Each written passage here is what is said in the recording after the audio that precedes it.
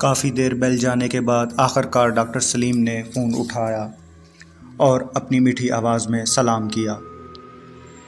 سلام کا جواب دینے کے بعد امتیاز صاحب نے ایک ہی سانس میں انہیں اسحاق بابا کی طبیعت خراب ہونے کے حوالے سے ساری بات بتا ڈالی اور انہیں جلدی سے حویلی آنے کے لیے کہا۔ ڈاکٹر سلیم ساری بات سنتے ہی فوراً حویلی کے لیے نکل پڑے۔ موبائل جیب میں رکھتے ہوئے امتیاز صاحب کمرے میں داخل ہوئے۔ اسحاق بابا انہیں دیکھتے ہوئے مسکرائے۔ وہ اٹھنا چاہتے تھے لیکن امتیاز صاحب نے انہیں ایسا کرنے سے روکتے ہوئے انہیں بتایا کہ تھوڑی دیر میں ڈاکٹر سلیم یہاں پہنچتے ہی ہوں گے۔ بابا اسحاق مسکرائے اور بولے، ڈاکٹر کو بھی چیک اپ کروا لیں گے لیکن بات کچھ اور ہے۔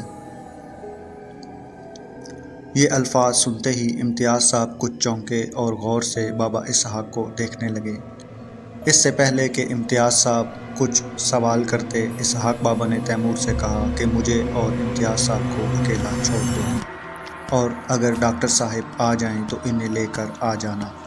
تیمور کے جانے کے بعد اسحاق بابا بولے، امتیاز صاحب بات دراصل یہ ہے کہ رات کو میں نے خواب دیکھا اور خواب میں شنکھا جادوگر کو دیکھا جو ہم پر حملے کی تیاری کر رہا ہے۔ وہ کسی ویران علاقہ میں کسی پہاڑی کی غار میں ایک لنگوٹ پہنے بیٹھا تھا اور اس کے سامنے آگ جل رہی تھی۔ جانوروں اور انسانوں کی کھوپڑیاں اس کے پاس پڑی تھیں۔ ایک پیالے میں خون پڑا تھا اور اس نے اپنے ارد گرد راکھ سے اسحار کر رکھا تھا اور وہ منہ ہی منہ میں کچھ منتر پڑھ رہا تھا۔ یہ سب کچھ دیکھنے کے بعد گھبراہٹ سے میری آنکھ کھل گئی۔ یہ سب سننے کے بعد امتیاز صاحب کی تو جیسے سیٹی ہی گم ہو گئی ہو۔ وہ گہری سوچوں میں ڈوب گئے۔ گزرا ہوا پچھلا سارا وقت ان کی آنکھوں کے سامنے آ گیا۔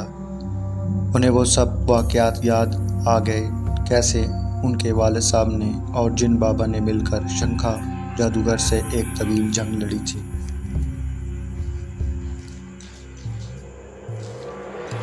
امتیاز صاحب انہی سوچوں میں گم تھے۔ اچانک دروازہ پر دستک ہوئی اور تیمور ڈاکٹر صاحب کے ساتھ کمرہ میں داخل ہوا۔ امتیاز صاحب سوچوں کے بھنور سے باہر نکلے اور آگے بڑھ کر ڈاکٹر صاحب کا استقبال کیا۔ تیمور جلدی سے ایک کرسی لے آیا جو اس نے اسحاق بابا کے بیڈ کے پاس ہی رکھ دی۔ ڈاکٹر صاحب نے اسحاق بابا سے ان کی صحت کے حوالے سے بات چیت کرنے لگے۔ کافی دیر کے معائنہ کے بعد ڈاکٹر صاحب نے کچھ ادویات تیمور کو لکھ کر دیں جو کہ باہر میڈیکل اسٹور سے لانا تھی اور کچھ ضروری ہدایات کرتے ہوئے ڈاکٹر صاحب نے اجازت چاہی کیونکہ کلینک پر کافی مریض ان کا انتظار کر رہے تھے۔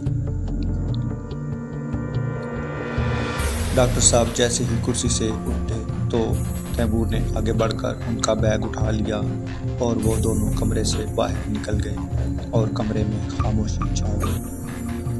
امتیاز صاحب اس سوچ میں گم تھے کہ اب انہیں کاروبار کے سلسلے میں ملک سے باہر جانا چاہیے یا نہیں۔ وہ انہی سوچوں میں گم تھے کہ اسحاق بابا کی بھاری آواز نے کمرے کے سناٹے کو توڑا۔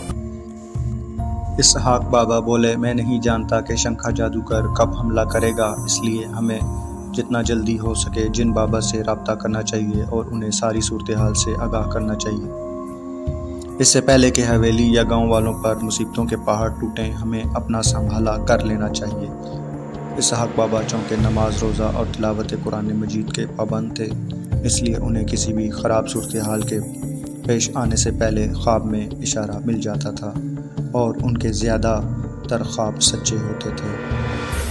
امتیاز صاحب اسحاق بابا کی بات سے متفق تھے اور وہ بھی چاہتے تھے کہ جن بابا کو جلد سے جلد شنکھا جادوگر کے حوالے سے اطلاع دے دی جائے، لیکن آج انہوں نے سفر پر جانا تھا۔